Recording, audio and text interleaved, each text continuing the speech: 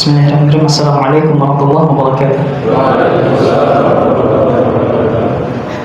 Alhamdulillahirabbil alamin wassalatu wassalamu ala nabiyyina Muhammadin wa ala alihi wa sahbihi wa man tabi'ahum bi ihsanin ila yaumiddin. Asyhadu an la ilaha illallah wahdahu la syarika lahu wa asyhadu anna Muhammadan abduhu wa rasuluhu la nabiyya wa rasul ba'dah. Alhamdulillah, kata alhamdulillah ini jemaah sekalian kita sering mengucapkannya di setiap salat kita. Ya, belum lagi dengan sholat-sholat sunnah. Hanya sekedar sholat wajib saja kira-kira sudah 17 kali. Kemudian bagaimana dengan sholat-sholat sunnah yang lainnya? Nah, kita sudah mengucapkan alhamdulillah itu sering.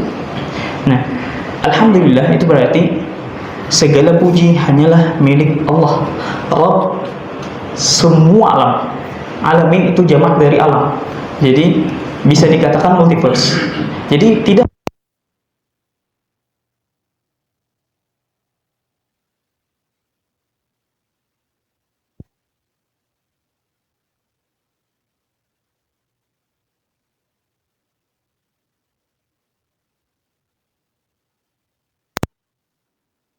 itu manusia, jin, binatang, dan bahkan makhluk-makhluk yang lainnya tidak ada yang patut untuk mencari pujian kecuali hanya memuji kepada Allah Subhanahu wa taala.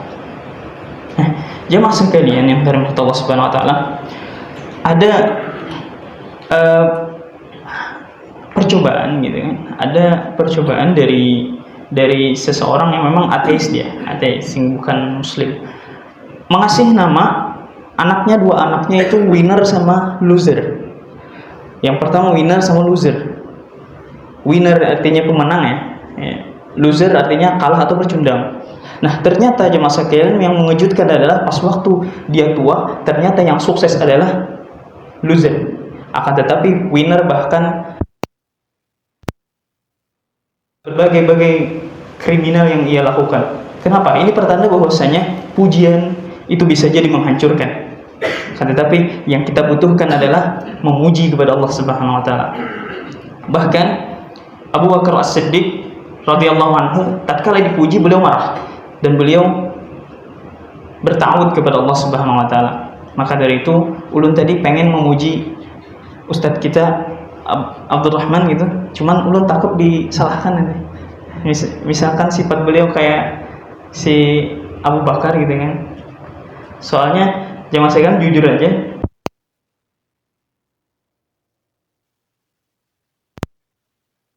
salawat serta salam semoga selalu tercurahkan kepada junjungan kita Nabi Muhammad SAW.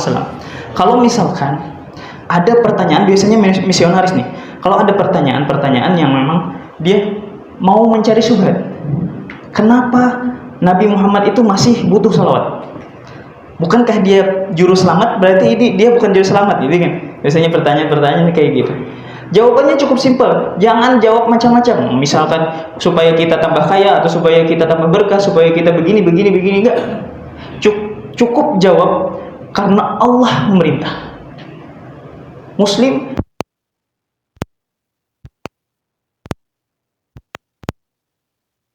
kepada kita, innallaha wa malaikatahu yusholluna 'alan nabi, sesungguhnya Allah dan para malaikat itu bersalawat kepada Nabi. Ya ayyuhalladzina amanu, wahai orang-orang yang beriman, shallu 'alaihi wa sallimu taslima, bersalawat kepadanya dan memberikan salam kepadanya. Selesai. Biasanya memang misionaris kayak gitu. Nah, jemaah sekalian yang dirahmati Allah Subhanahu wa taala, kita agak ulun minta waktu memang sedikit ini, tapi nanti kita pas waktu tarawihnya kita diperpendek aja ayat-ayatnya. Jadi insyaallah cukup lah. Nah, jemaah sekalian yang dirahmati Allah Subhanahu wa taala, kemarin kita sudah berbicara tentang qaulatur, ya. Kita berfokus kepada qaulatur, itu perkataan-perkataan sia-sia, dan kemarin kita sudah membahas tentang namimah. Nah, maka dari itu hari ini kita akan membahas ghibah. Apa itu ghibah? Rasulullah SAW, Allah Subhanahu wa taala berfirman dalam surah Al-Hujurat itu, "Wala yaghtab ba'dukum ba'dha." Kata Allah, jangan di antara kalian saling menggibah. Ayuhibbu ahadukum ayyakula lahma akhihi maita. Sukakah kalian, maukah kalian ketika memakan bangkai temannya? Nah, ini dalam tafsir, beberapa tafsir salah satunya mengatakan adalah ini perumpamaan. Perumpamaan orang yang menggibah temannya itu sebagaimana ia memakan bangkai temannya. Dan ada pula yang mengatakan ini adalah sebagai hukuman. Hukuman nanti di akhirat tatkala kita menggibah seseorang, maka kita seakan-akan memakan, dihukum seakan-akan memakan bangkai orang yang kita gibah. Bahkan Rasulullah SAW bersabda pas waktu lewat melewati bangkainya kambing, Rasulullah bersabda, ada yang mau makan ini? Nggak ada ya Rasul, siapa yang mau gitu, bangkai kambing. Kata Rasulullah, memakan ini itu lebih baik untuk kalian daripada menggibah satu sama lain. Jemaah sekalian yang dirahmati Allah Subhanahu wa taala, Rasulullah bersabda, atadruna mal ghibah? Apakah kalian tahu apa itu ghibah? Para sahabat menjawab, Allah wa Rasulullah alam, Allah dan Rasulnya yang lebih tahu. Kemudian kata Rasulullah, dzikruka akhaka bima yakraha.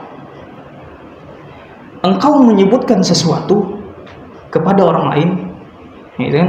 Engkau menyebutkan sesuatu terhadap tentang saudaramu, yang mana saudaramu itu tatkala mendengarnya ia benci. Kemudian ada yang bertanya, afara'aita in kana ma aqulu fi akhi? Bagaimana ya Rasulullah pendapatmu kalau misalkan memang itu benar adanya, yang saya sebut itu memang benar adanya? Biasanya kan kebiasaan kebanyakan kita itu tatkala menggibah gitu kan, pas ditegur gitu kan, tahu nggak si fulan kacang lupa kulitnya loh.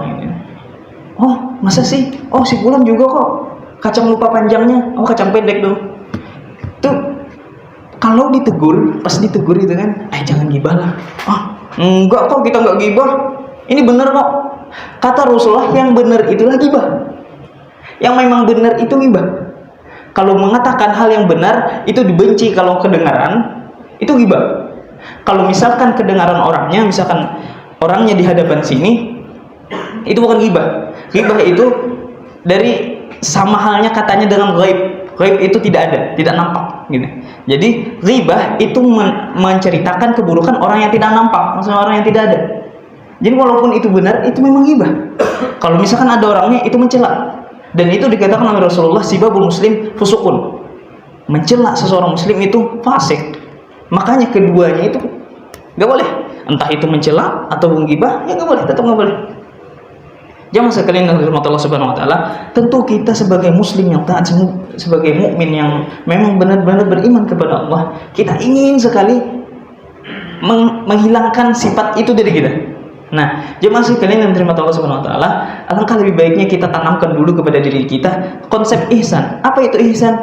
Jibril bertanya kepada Rasulullah, "Akhbirni 'anil ihsan." Wahai Muhammad, kabarkan kepadaku, kasih tahu kepadaku apa itu ihsan. Definisi ihsan itu apa? Kata Rasulullah, "Anta'budallah ka'annaka tarah." Sebab engkau beribadah kepada Allah sebagaimana seakan-akan engkau melihat Allah. Nah, jadi seakan-akan melihat Allah gitu. Oh, ini Allah nih. Fa in lam takun tarah, kalau engkau tidak Allah ini, tentu kita nggak bisa ya.